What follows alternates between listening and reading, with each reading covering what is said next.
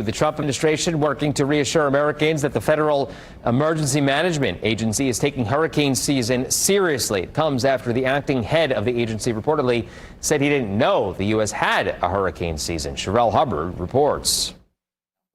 President Trump. The White House doing damage control Tuesday. I know FEMA is taking this seriously, contrary to some of the reporting we have seen. Multiple sources say the new acting head of the Federal Emergency Management Agency, FEMA, reportedly said he didn't know the U.S. had a hurricane season in a Monday briefing with staffers. Some interpreted the remark as a joke, but it comes amid concerns that neither FEMA nor the National Weather Service are nearly as prepared for hurricane season as they should be. It's kind of like fielding a football team with only 9 players. You can be as good as possible, but you're not going to be able to keep up with the threats. The National Weather Service is seeking to backfill 125 positions for specialists and meteorologists after more than 500 employees were laid off or took early retirement. About 10% of FEMA's total workforce has left since January. Critics say that could affect federal response to the predicted rougher than normal hurricane season. Despite that, President Trump vowed to eliminate FEMA, and his administration is in the process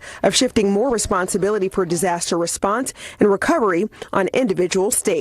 This president has made it clear we're not going to enable states to make bad decisions with federal tax dollars and then have the federal government later have to bail these states out. The National Oceanic and Atmospheric Administration is predicting a 60% chance of the U.S. having an above normal hurricane season.